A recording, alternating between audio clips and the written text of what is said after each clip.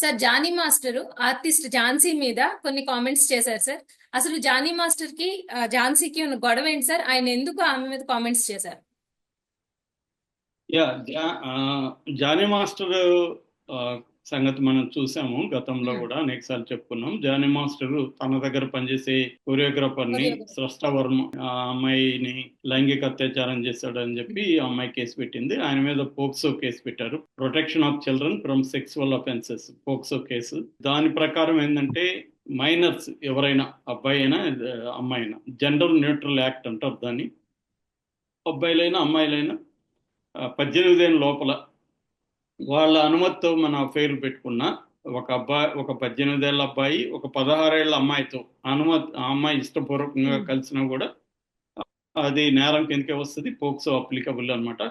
So అలాగా ఈయన ఒకవేళ ఆ అమ్మాయి సష్టవర్మ తన అనుమతితో ఈయనతో కలిసినా కూడా ఆ అమ్మాయి కంప్లైంట్ మేరకి అది ఖచ్చితంగా పోక్సోనే వర్తిస్తుంది. ఆ రకంగా ఈయన బాగానే కేసులు ఎదుర్కొన్నాడు. ఆయనకి దాదాపు 36 రోజుల పాటు జైల్లో ఉన్నాడు. అప్పుడు ఆయనకి 2 పరిణామాలు ఆయన జీవితంలో జరిగాయి ప్రధానంగా. ఒకటేమో ఆయనకి నేషనల్ అవార్డు వచ్చింది. నేషనల్ అవార్డు రావడం కొరియోగ్రఫర్లు అంటే మాటలు కాదు, వెరీ డిఫికల్ట్ థింగ్.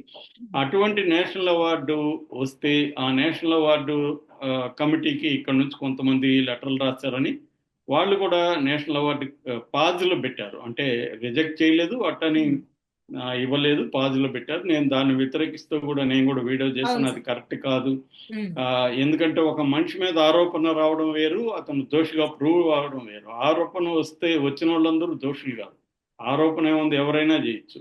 కాబట్టి కానీ ఇక్కడికి వచ్చేసరికి ఏంటంటే కొంతమంది చట్టాన్ని పక్కన పెట్టి మోరల్ యాంగిల్లోకి వెళ్ళిపోతారు. మన వాళ్ళకి మీడియాకి కానీ చాలా మందికి లీగల్ లా అండ్ మొరాలిటీ ఈ రెండోటికి మధ్య తేడా అనేది తెలియక రెండింటిని మిక్స్ చేసేస్తూ ఉంటారు. ఇష్టం వచ్చినప్పుడు మొరాలిటీలోకి వెళ్తారు, మళ్ళీ ఇష్టం వచ్చినప్పుడు లాలోకి వెళ్తుంటారు.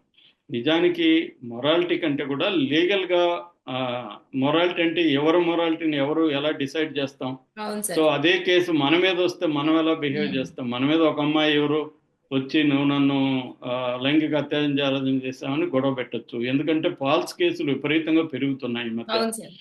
అది హైకోర్టులు కూడా పోక్సో విషయంలో అనేక సార్లు హైకోర్టు జడ్జిలే గవర్నమెంట్కి చెప్తున్నారు, బాబు మీరు అమ్మాయిల వయసు తగ్గించండి, 18 నుంచి 16కి చేయండి, సెక్సువల్ ఏజ్ అంటారు, సెక్సువల్ ఏజ్ని తగ్గించండి అని హైకోర్టులే రికమెండ్ చేస్తున్నాయి. ఎందుకంటే వాళ్ళ దగ్గరకు వచ్చే కేసుల్లో మెజారిటీ ఏంటంటే అమ్మాయే అబ్బాయిని రెచ్చగొడుతుంది, సెడ్యూస్ చేస్తుంది. ఎవరు 16, 17 ఏళ్ళ అమ్మాయి 18 ఏళ్ళ అబ్బాయిని సెడ్యూస్ చేస్తున్నారు. ఇవాళ అమ్మాయిలు ఎంత అంటే మన సమాజం మారే కొద్దీ ఫాస్ట్ అయిపోయింది. ఫోను సెల్ ఫోన్లు చిన్నప్పుడే వెళ్ళిపోతున్నాయి, ఫోన్లలో పోర్న్ ఉంటుంది, వాళ్ళు కోరికలు ఉంటాయి, పైగా ఫ్రీడమ్ ఉంటుంది, డబ్బు ఉంటుంది. సో ఇవన్నీ ఉన్నప్పుడు అమ్మాయిలే రెచ్చగొడుతున్నారు, అబ్బాయిలు కూడా దానికి ప్రతిస్పందిస్తున్నారు. వాళ్ళిద్దరి మధ్య మ్యూచువల్ కాన్సెంట్తో అఫైర్ ఏర్పడుతుంది. అది రేపు పెద్దవాళ్ళకి తెలిసేసరికి పెద్దవాళ్ళు పోలీస్ కేసు పెట్టేసి వాడు వచ్చి మా అమ్మాయిని చేశాడని కేసు పెట్టేస్తారు, పోక్సో కేసు కింద. పోక్సో కేసులో అంత ఈజీగా బెయిల్ రాదు. దాంతో అబ్బాయి లైఫ్ రూయిన్ అవుతుందని కోర్టులే వాపోతున్నారు. అందుకని వయసు తగ్గించమని చెప్తున్నారు. ఇది ఎప్పుడో బ్రిటిష్ వాళ్ళ కాలం నాటి పెట్టిన చట్టము. ఇవాళ సమాజం మారిపోయింది. చాలా దేశాల్లో కూడా సెక్సువల్ ఏజ్ అనేది 16 ఏళ్ళకు ఉంది. మీరు కూడా మార్చండి అని చెప్తే ఈ మోడీ ప్రభుత్వం ఆ విషయంలో పట్టించుకోవట్లేదు. అందుకని అబ్బాయిలు ఇదవుతున్నారు. ఇక్కడ కూడా మన అందరికీ అర్థమయ్యేది ఏంటంటే ఆ అమ్మాయి ఇష్టపూర్వకంగానే అతనితో ఇదైంది. ఎందుకంటే 1 month బ్యాక్ కూడా అమ్మాయి విపరీతంగా పోడింది. 2022లో వీళ్ళిద్దరూ హీరో హీరోయిన్ గా సినిమా స్టార్ట్ అయింది. అప్పుడు కూడా ఈ అబ్బాయి సరదాగా అమ్మాయిని ఇంటర్వ్యూ చేస్తున్నాడు. ఆ వీడియోలన్నీ కూడా ఉన్నాయి. ఇప్పుడు వచ్చి సడన్ గా ఎప్పుడో 2019లో నన్ను అత్యాచారం చేశాడని ఇప్పుడు చెప్పడం అంటేనే అర్థమవుతుంది. రెండోది, ఆ అమ్మాయికి వాళ్ళ డ్రైవర్కి జరిగిన సంభాషణ కూడా బయటకు వచ్చింది. అంటే ఈ అమ్మాయి ఎమోషనల్గా అతనితో ఇన్వాల్వ్ అయింది, అతనితోనే జీవితం పంచుకోవాలనుకున్నది. కానీ అతను ముందు పెళ్ళైనాడు కాబట్టి ఈ అమ్మాయితో కుదరదని ఈ అమ్మాయికి చెప్పేశాడు. దానివల్ల ఈ అమ్మాయికి హర్ట్ అయింది. ఆ కోపంలో నుంచి ఈ అమ్మాయి పెట్టింది అనేది మనకు అర్థమవుతుంది క్లియర్గా. అయితే లీగల్ పొజిషన్ మాత్రం ఖచ్చితంగా ఇప్పుడున్న చట్ట ప్రకారం ఆ అమ్మాయి మన ఇష్టపూర్వకంగా కలిసినా కూడా తను దోషే. పోక్సో కింద. సో ఈ నేపథ్యంలో ఏమైందంటే ఇక్కడ మనకి కోర్టు చట్టం ఉంటే ప్రతి దానికి వేరే వేరే వ్యవస్థలు కూడా మన దేశంలో ఉంటాయి. అట్లాగే ఇప్పుడు సినిమా ఇండస్ట్రీ అనేది కూడా ఒక వ్యవస్థ, ఇది ఒక వర్క్ ప్లేస్ అన్నట్టుగా. సో ఈ వర్క్ ప్లేస్లో హరాస్మెంట్ జరిగితే సినిమా ఇండస్ట్రీకి సంబంధించిన కొన్ని బాడీస్కి కంప్లైంట్ ఇవ్వచ్చు. యాక్చువల్గా ఈ అమ్మాయి ఫస్ట్ కోర్టుకి వెళ్ళలేదు, పోలీస్ స్టేషన్కి వెళ్ళలేదు. ఈ అమ్మాయి ఫిల్మ్ ఛాంబర్కి వెళ్ళింది. అట్లాగే ఝాన్సీ వీళ్ళు కమిటీ ఏర్పాటు చేశారు ఆ మధ్య. ఆ కమిటీకి చెప్పింది ఇలాగ వర్క్ ప్లేస్ హరాస్మెంట్ చేస్తున్నారు. ఝాన్సీ వాళ్ళు ఇతనికి నోటీస్ ఇచ్చి రమ్మన్నారు, ఇతని వాంగ్మూలం తీసుకున్నారు. అయితే ఈ లోపల మళ్ళీ పోలీస్ స్టేషన్కి వెళ్ళిపోయింది. ఇప్పుడు ఏం చెప్పిందంటే ఈ అమ్మాయి, మేము జానీ మాస్టర్ కేసులో న్యాయం చేయగలిగామని ఝాన్సీ చెప్పిందనమాట. సో అది ఏం న్యాయం చేసిందంటే అరెస్ట్ చేయించగలిగాము అని. అంటే పాష్ అని POSH పాష్ అని ఒక చట్టం ఉందన్నమాట. అదేంటంటే protection of sexual harassment in work place, protection from sexual harassment in work place అనమాట.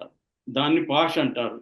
సో వర్క్ ప్లేస్లో ఎవరైనా పైన మనకు పనిచేసే పైన స్టాఫ్ కావచ్చు, తోటి ఇది కావచ్చు, స్త్రీలను కానీ లైంగికంగా వేధిస్తూ ఉంటే ఈ పాష్ చట్టం అనేది అప్లికబుల్ అనమాట. ఆ చట్టం కింద ఇది ఎందుకు వచ్చిందంటే అప్పుడు శ్రీరెడ్డి ఎప్పుడైతే పెట్టిందో అప్పటి నుంచి ఇవన్నీ కూడా వచ్చాయి.